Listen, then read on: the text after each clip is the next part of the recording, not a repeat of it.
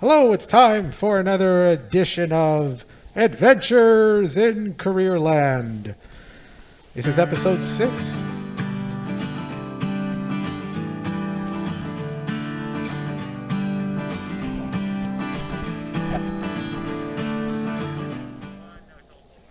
Hello, everyone. I'm Adriano Magnifico. I'm the host of Adventures in Careerland. I'm the Career and Entrepreneurship Consultant in Louis Riel School Division, and I have the great fortune of working in the Louis Riel Arts and Technology Center. And one of the great secrets of the Louis Riel Arts and Tech Center is that they host 13 programs, one of which is the Broadcast Media Program. So we are broadcasting live from the studio at the ATC, as we call it, the ATC Broadcast Media Studio. And I'm with two very able, two very smart, two very intelligent students in the Broadcast Media Program, Lily Chen and Hi. there's Lily. Lily, how you doing today? I'm perfect. You're Very perfect. happy. Yeah. You're very happy. You're always happy. And Yeah. Lily's one of our producers, and she's in the last half of her program. And Isabella Suarez. Hello, everyone. How are you? And how's the weather, you two? How are you liking the weather? You're from different parts of the world, so how do you like our weather so far? Yeah, I'm quite comfortable with this little snow. Little snow. This is the quiet before the storm. I'm telling you, there's going to be some coming. Lily's talking about, oh yeah, I'm quite comfortable. She's wearing a winter parka in the studio right now, Sorry. which is unbelievable. So Isabella, how do you like the weather? Brazil is a tropical climate, right? Oh, yeah. I really miss the warm weather, but I'm very happy that until now it's not as cold as last year. Do you remember last year we had this terrible snowstorm and then it was super cold and then we're now getting into the colder Oh weather. gosh, yeah. We were living in Dante's Inferno last year. That was awful. But now, it was so odd and so dangerous last year. But now, we'll see how it goes. And this is one of the programs in Louis Riel School Division. There are 13 in the applied learning and technical training realm. And the students who work in this space get incredible skill and build their skills and connect to employers and outside partners in all kinds of ways. Now, in our COVID world, where we have to wear these very, very stylish masks, in our COVID world, things have slowed down a bit, but not in this building and not in this program. So this is one of those rare places in school where, hey, full steam ahead. We will iterate, we will move, and we will continue to build the skills that employers like to see, and that has built this excellent reputation for this program. There are others in this space. You can be a plumber, you can be an electrician, or you can start the process. You can do childcare, you can do aesthetics, hairstyling, all kinds of great programming here for kids who make a call. So I'm very proud of our two producers for making that call to come here and for saying, I want my education to be a little bit more. And I want more skill. And when I venture into the world, I want to be able to talk about my skill and show off how relevant I am to 21st century jobs. So congratulations to you two, as always. So this is a special time because we are going to talk to a special guest whom I thought was in Vancouver, British Columbia. She's actually in Winnipeg, but she goes to the University of British Columbia because she's the recipient of a large award called the Schulich Award a couple of years ago. And I had the good fortune to write a newspaper article about her and to learn about her path. And I also had the good fortune to participate and experience a large-scale event that she was a big part of between St. Teresa Point Nation and Louis Riel School Division. So I'd like to introduce to our listening audience, Nika Martinussen. Did I say that right? It's Martinussen, but it's okay. Thanks so much for having me. Martinussen. Yes, it's a strange last name, don't worry. Martinussen. I never got that right. I know how to spell it, though. I'm very proud that I know how to spell your name.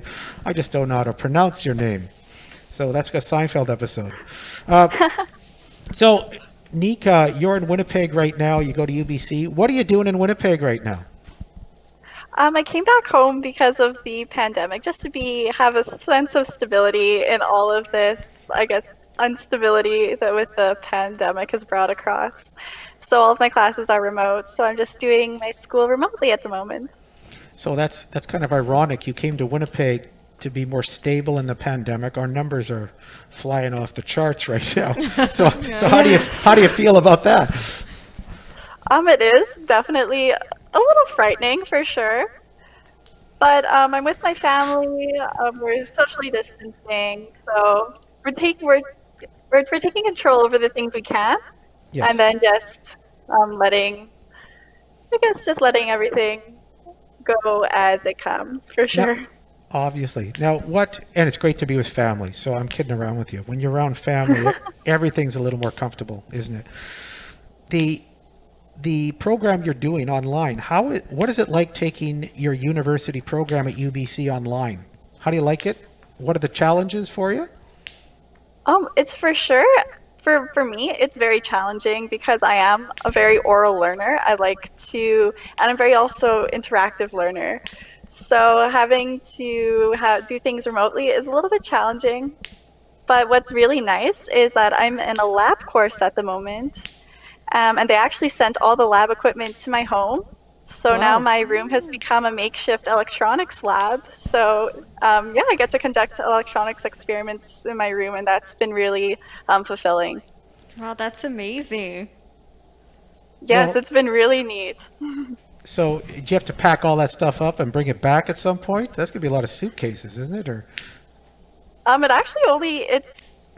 It came in a little box, actually, so it's very compact, but I will have to send it back to the university once the semester is done, unfortunately. I've been having a lot of fun playing around with it, which is kind of sad that I have to give it back. That's awesome. Hey, now, talk about your family. Whenever we do this podcast, Nina, we ask about students in process, the courses they're taking, the decisions they make, what motivates them, how they make their decisions. And we always like to ask about what's your family been like as support? What have they been like as you've grown up? That kind of stuff. Talk about your family life, because for me, that's always a big foundation piece for all people. Oh, for sure. I have to definitely agree. My family is my hugest supporter. They've everything I've ever wanted to do, everything I've ever wanted to pursue, they've been right behind me. I think they've also definitely shaped the things that I have chosen to pursue in the paths that I have chosen to go down in my journey. From a young age, a sense of justice has been instilled in me. And so a lot of the extracurriculars and opportunities that I pursue, because of that upbringing, kind of follows trying to seek a better world in a sense. That's awesome. Now, do you remember as a little kid when you were working with when you were in family or at home, can you remember an activity like that where you got a sense of justice? I like when you said justice. That's pretty cool, because I've seen that in you and I saw you in high school. That was always a driving motivator for you. When you were a little kid, how did you get this sense of justice when you were little, like when you were like 10, 11 years old? Did it happen then? When did that start really filling your heart and your mind and moving you into experiences?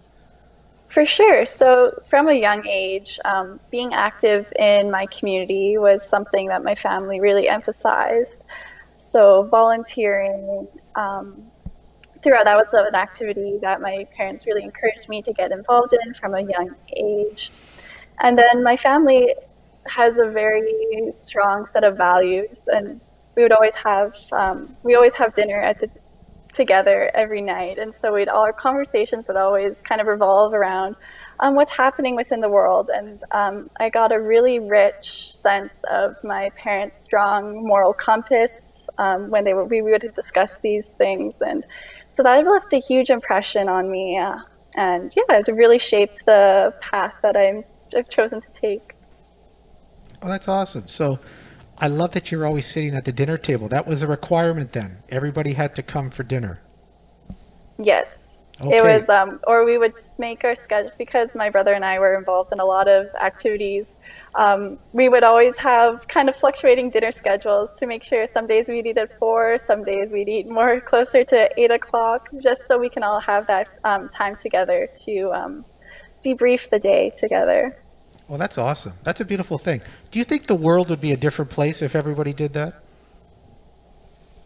That's a really good question. I think personally, in my experience, my life has just become so much richer, being able to incorporate that quality family time every day while I was at home. So, and it's a great way to learn about your surroundings, as I've said. It's a great way to discuss what's happening in the world and to learn from your parents and learn from them, from their values. So, and I think especially we're losing that with how hectic our lives have increasingly become. Like I mentioned previously, it was a really difficult task for our family to eat together because our whole family, once school was over, we were rushing everywhere in order to get to our activities. So I definitely think it's something that really enriches your childhood. So I think in that sense, it would definitely, there was some things would be different in the world if everyone was able to get that quality time in.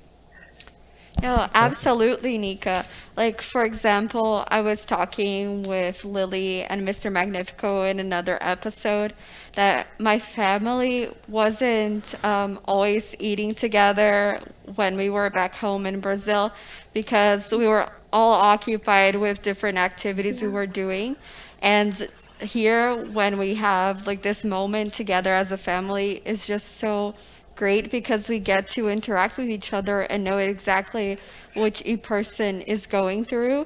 But you were talking about some extracurricular activities. So can you tell me a little bit about what you did in high school or even like earlier on, middle school, elementary, and how does that shape you to the person that you are today? Oh, for sure. So throughout high school, I did a lot of volunteer work. So I was a volunteer piano teacher at West Broadway Youth Outreach, which is in downtown Winnipeg. I also, for 2 years, I led a math club, or facilitated like an after-school math learning group at Lavely School, which is in the St. Vital area of Winnipeg. I was also kind of outside of school. I was a competitive dancer, and I studied piano at quite a high level.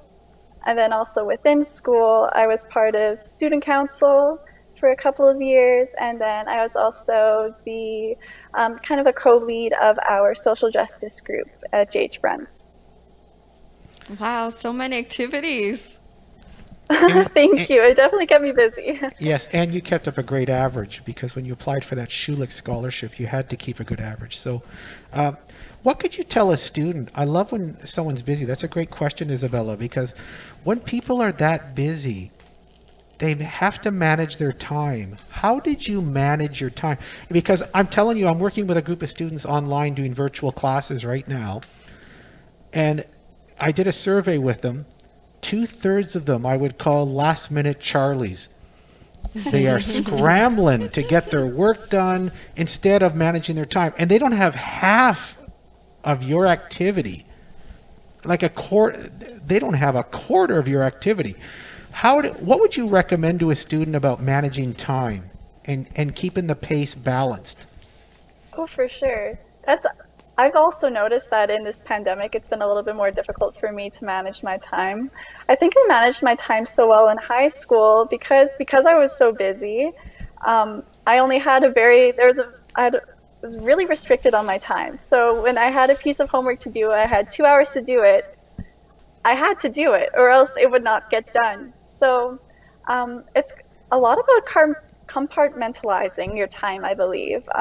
Setting aside strict periods where you have a single goal and then you work through until you have that goal accomplished. And just making sure that your time is structured as well. When when your time isn't structured, that's when it gets really easy to drop the ball, in my experience. So making sure that you have that structure, a set schedule. That's how my strategy to managing my time. So did you look at a Sunday, for example, and say, okay, what do I have to do this week? And then It kind wouldn't of even plot be it on out? that. Yeah, it would exactly like Sunday evening. I would see where my time would be, because not even on Sundays I was often very busy as well. So it only so it'd only be like I'd always luckily my schedule was quite regimented. It didn't really there wasn't a lot of variability in it. So I would know, like, for example, Tuesdays from 7 to 7:45 in the morning before school, I had 45 minutes to maybe do some math homework. Or Thursday evenings from 8 till 10, that was 2 hours I could afford to work on some other projects. So just setting aside those times in my regimented schedule was really crucial in staying on top of everything. Nika, I have one question. Is when you have so many activities, all those activities are, I mean, your own interests, or is based on your, I mean, any family pressure to ask you to do things to make your, I mean, more beneficial in future? I think from when I was younger, Mm-hmm. my parents, they put me in piano lessons, they put me in dance. I didn't really have a choice in that. But I know, like, once you reach about 9, 10 and you become more independent, you make your own decisions. And then, yeah, my parents never really pressured me to do anything from then on. I loved piano, I loved dancing. I wanted to get more involved in my community. So that was all driven by myself. Wow, you're so lucky. Well, that's because Lily was an oppressed child. She was Yeah. forced to do all kinds of Yeah, I'm crazy things. trying to force my daughter now. I'm sorry to say that. Hey, I'm interested always in the piano and the musical piece. Does the musical piece shape your brain a little bit differently? Like, you made the call to keep going with piano, and you taught piano, which is a beautiful serving activity. That's a beautiful thing. How does music influence your life? Is it a place where you go to when you need a break? Is it a stress reliever? Is it just a skill you continue to nurture and try to get better at? Definitely, I would say it's a huge stress reliever. It's nice because it triggers the different parts of your brain than doing strictly academic work as well. So when you need that time to kind of let go, reset, it's nice to approach the piano. But I would also say that piano has also taught me a lot of discipline in terms of setting aside time to practice every day. And that pursuit of, that pursuit of excellence as well. And that's kind of rippled through other facets of my life as well. So yeah, piano has definitely hugely shaped the path I've kind of followed and who I've become as well. Yeah, it's so cool too because I grew up learning ballet. And I also learned a lot of discipline, and later on, I taught ballet for little kids. How was it, that experience of first being a student and then teaching others something that you acquired early on? Oh, for sure. So, teaching piano, it was a really eye-opening and such an enriching experience. It's so fascinating being the student and then transitioning into being the teacher. It was it really gave me a lot of appreciation. I always had appreciation for teachers, but even having a tiny teaching role, it's incredible. You just have to have so much patience, and teachers have to be so creative because you might think that you're explaining a concept while that you're looking at your student and you can see that their eyes have kind of glazed over. So you have to kind of just reimagine. So you're constantly, and everyone's different. At a point I had about like 9-10 students, so everyone's different. So you have to reimagine these concepts in different ways, and be an effective communicator, translating those ideas to the student. So it was a really enriching experience for sure. Well, congratulations on capturing my life. 40 years of glazed eyes. Thank you. That's very nice. I appreciate that. I'm gonna go later and just kick an empty Coke can down an empty back lane looking for purpose. Thanks for that, Nika. Anyway, I have a question about Nika, because according to what you have told us, that you like music, you like dancing, and you teaching very well for kids, and all this can shows your arts gifts, right? Your gifts on arts part. But now you're learning engineering in UBC. For me, it's like, it's totally on the contrary about what I have learned about your personality's character. So how you choose engineering as your program currently? Oh, for sure. I definitely get a lot of, when I tell people that I chose to study engineering, everyone kind of gets a little puzzled look and they, Yeah. So don't worry about it. Everyone's just like, oh, interesting. But I think it's actually a really beautiful space where engineering, I think, where arts and science can intersect. From like dance and piano, I've kind of nurtured a sense of creativity. And I think it's really important, especially in STEM, to continue to infuse that marriage of liberal arts thinking and engineering. I think there's a space that can be really explored, and I feel like a lot of creative, innovative concepts can be born through that interaction and exchange of ideas. I think it's really important that we continue to, instead of box things off, that everything is so intersectional these days. And I think it's just increasingly important to expand these spaces, because I think some really beautiful work can be done. oh, Nika, I think you nailed it. I have a couple of sons who have gone the engineering path as well. And what I notice when you talk about the cross-pollination of arts and science, from STEM to STEAM, when you add the A in there, right, the arts in it, there's a whole nother level in this day and age of what jobs need. They need thinkers, conceptual designers, and engineers are in that mode always. So when it comes to art, I think your piano playing and your social justice mentality contributes to everything you look at, because engineering is about problem solving and creating and designing. I just think you are the well-rounded person. You're like a Renaissance person who says there's no information that I can't use to be a great engineer. And that includes my piano, that includes my arts, that includes my teaching, that includes my volunteer work.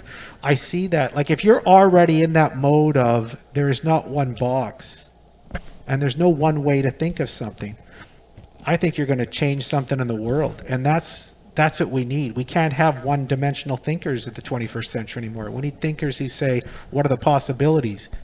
Period. Full stop. How does this look? With a lot of different lenses.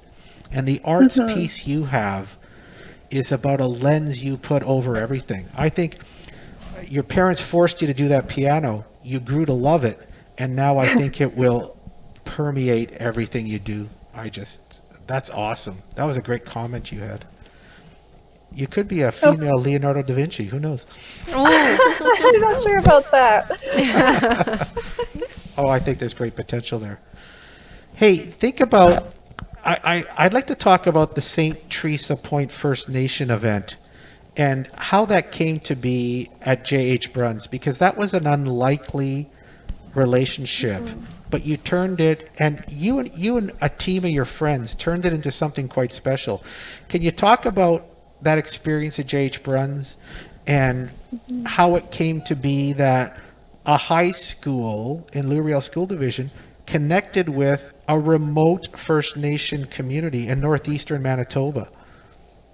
Of course. So yeah, the team that spearheaded this partnership at JH Friends, it was myself, but it was also equal parts Kelsey McLeod and Leanna Dare, who are two incredible female leaders as well. So I just wanted to make sure that I give recognition to those incredible women. Yeah, it was a trio of you, and you worked so hard to do it. But talk about the whole experience. Yeah, for sure. So in grade 11, I participated in a program called Breaking Barriers, Building Bridges, which sought to connect students in Winnipeg from all different backgrounds. We came from all across the city to have tough conversations about racism and reconciliation in the context of Canadian society. So it was an incredible opportunity. I was exposed to all these different perspectives that I had never encountered before in my life. And so through this opportunity, it was also incredible networking. There was so many leaders in Winnipeg that I was introduced to and met. And as I kind of said, I was at JH Bruns, I was kind of the lead of the social justice kind of group at our school. And we were kind of at a transition point. We were looking for a new project to undertake. And then at Breaking Barriers, Building Bridges, I was introduced to Srini Reddy. He's done such incredible work in Canada and in Winnipeg as well. And he was discussing about trying to connect Winnipeg high schools to remote Indigenous communities in Manitoba, and that just really spoke to me. So I assembled my little team with Leanne and Kelsey, and we contacted Mr. Reddy, and then just from there, it was almost like it was incredible just how fast things went. We made the connection. Mr. Reddy made the connection with JH Bruns and St. Teresa Point, and we had these meetings and planning, and then it just really steamrolled ahead. It was an incredible process to be a part of and to witness. So what did you do though? Like, what was the crux of the whole exercise and the whole experience?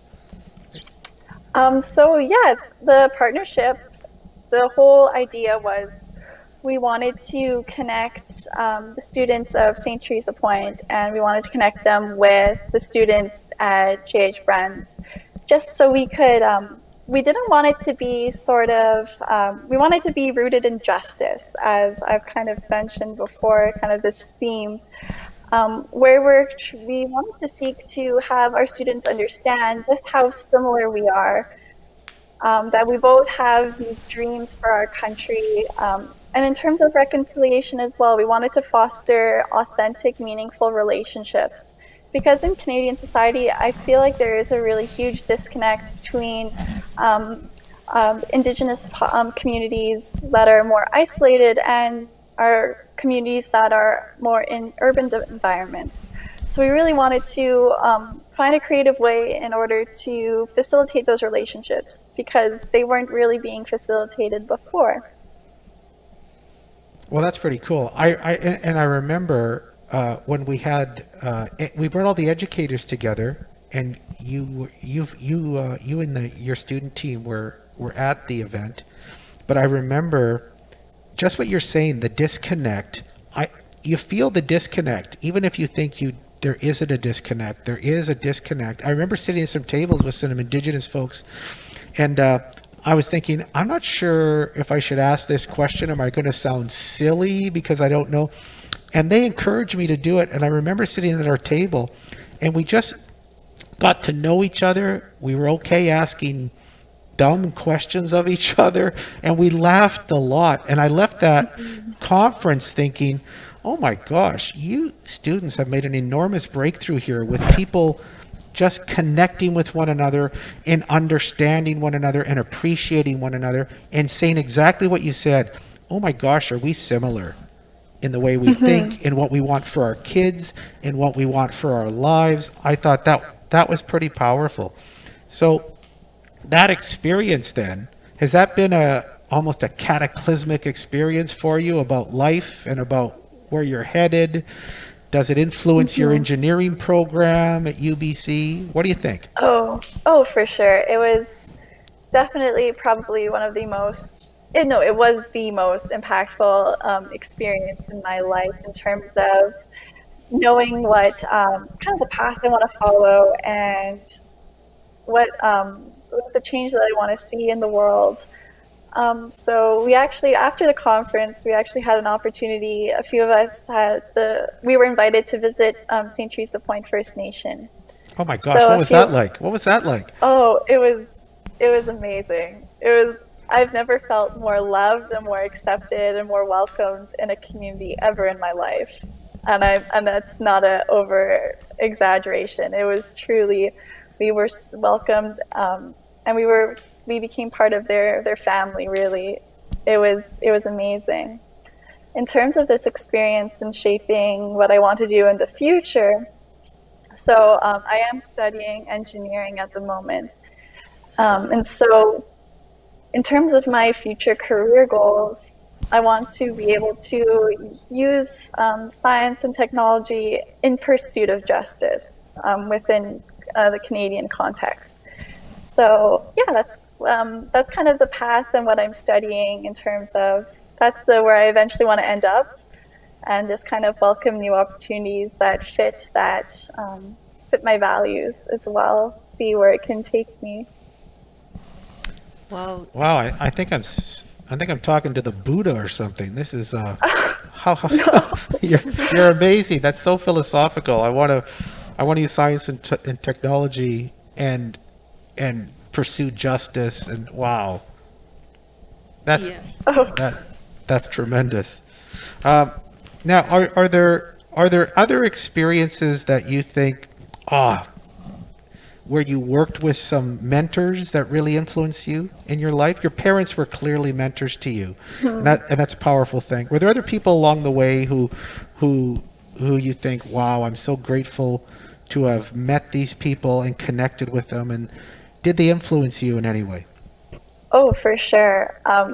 I was really fortunate in terms of, I was part of the Louis Riel School Division from kindergarten all the way until grade 12.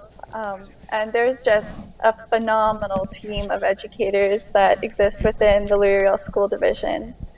So I had a lot of teachers who really impacted the way that I think and the way that I perceive the world, and who've revealed truths to me that really changed the way that I approach everything that I do. So I guess I'll mention some names. I want to be cautious because I don't want to forget anyone, because there's just been so many. Yep, that's okay.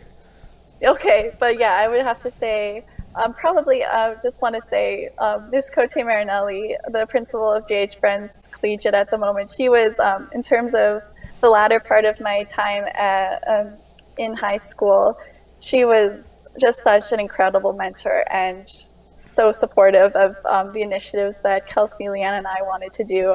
I just want to mention her name because she was pivotal in making sure that the partnership was able to happen, for sure. Oh, that's nice.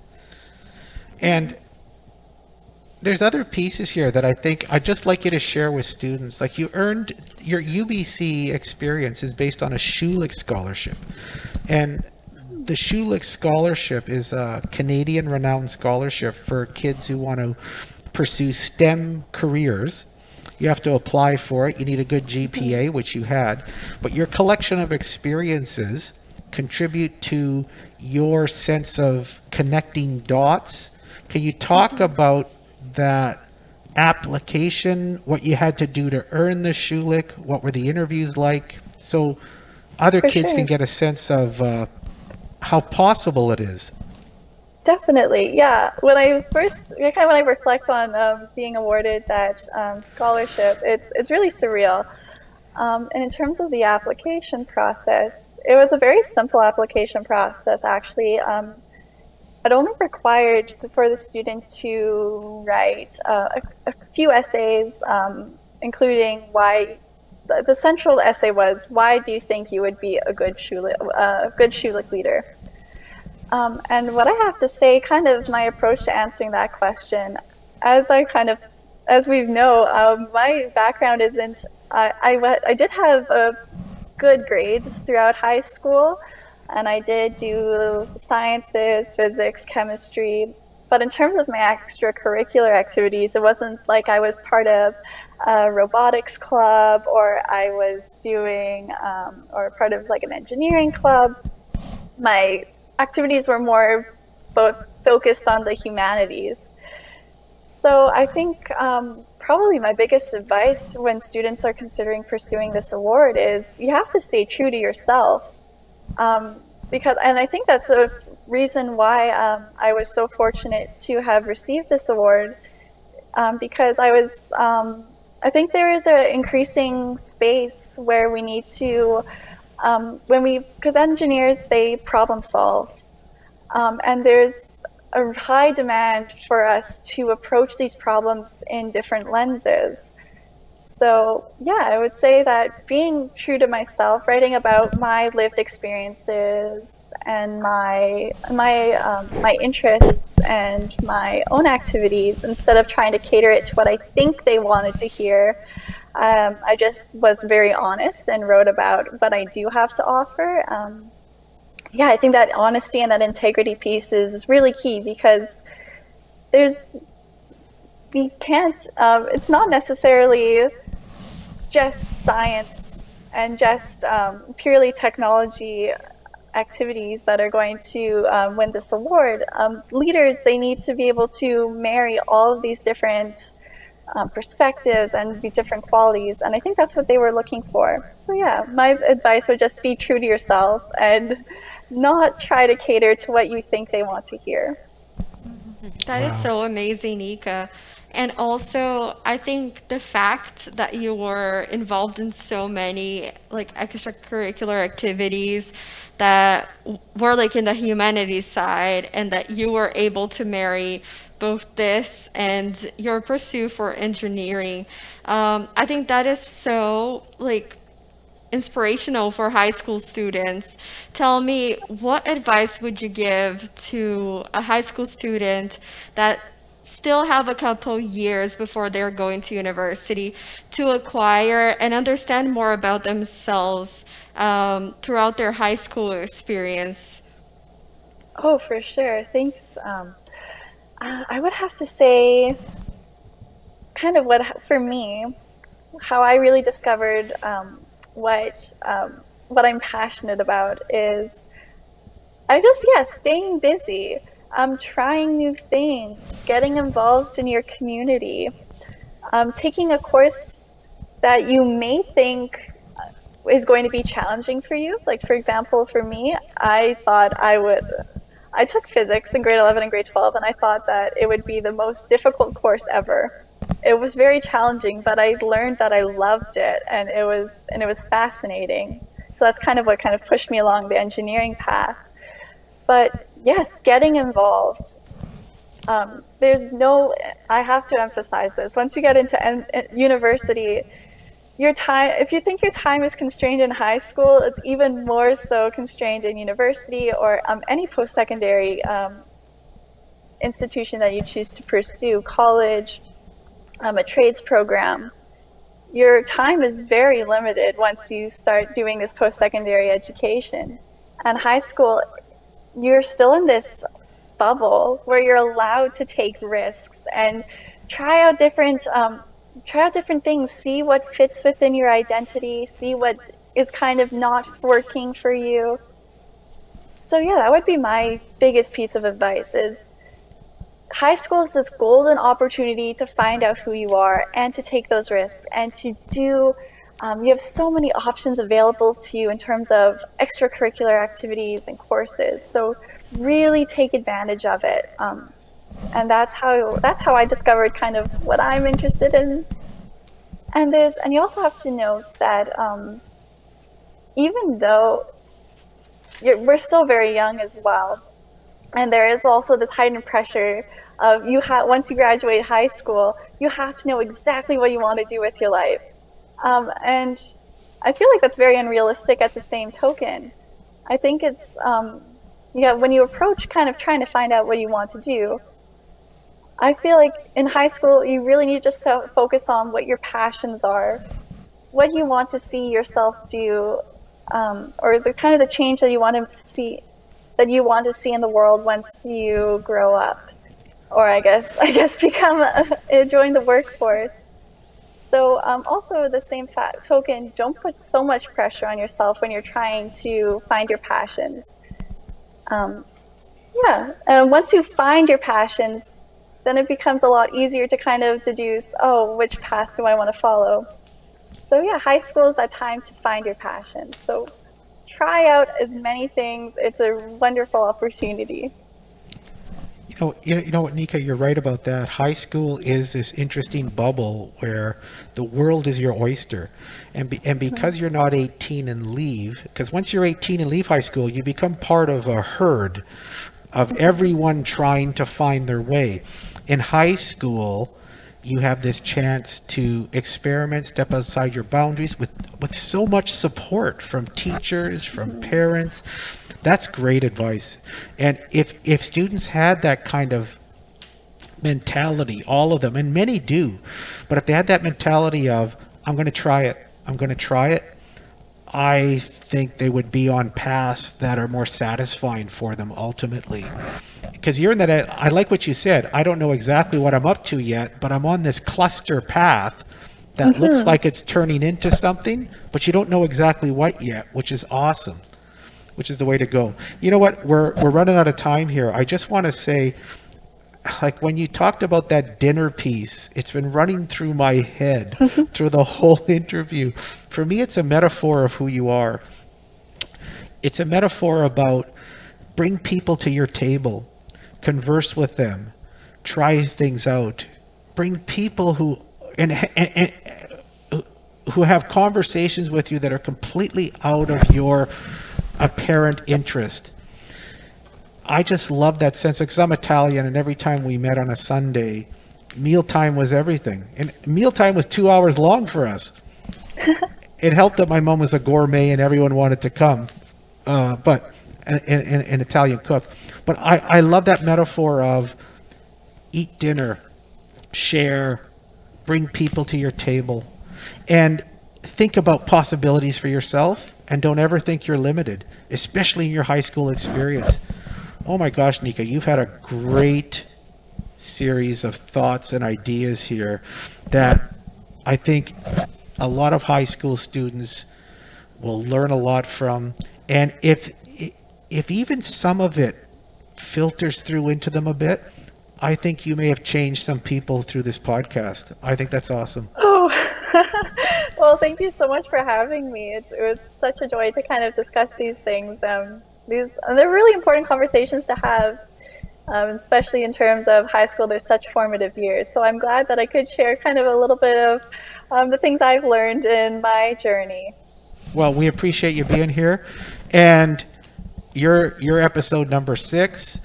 We want to bring students like Nika out to this space to hear the stories, to hear the possibilities, to hear the potential. So that's the end of our podcast today. Any last parting comments, Lily and Isabella? I would say I'm quite encouraged by Nika and her stories. I definitely will share this podcast to my daughter because she's in high school now, in grade 10. So I'm sure that she can learn a lot from Nika. Yeah. Absolutely. Yeah. So well done. Isabella, anything you want to end on? Oh, I just love talking to you and understanding a little bit more about your story. And you seem like such a nice girl, and Yeah, I loved listening to what you had to say, and I definitely do think that other people will love that too. Yeah, one more word is Nika broken the images in my mind about engineering. You know? Yeah, Let it for go. Right on, right on, right on. Yep, that's awesome. So Nika, we appreciate you being here. That's the end of the podcast today. Thanks everyone for listening. We're live at the studio at the Broadcast Media Program at the Arts and Tech Center. And we'll see you next time on Adventures in Careerland.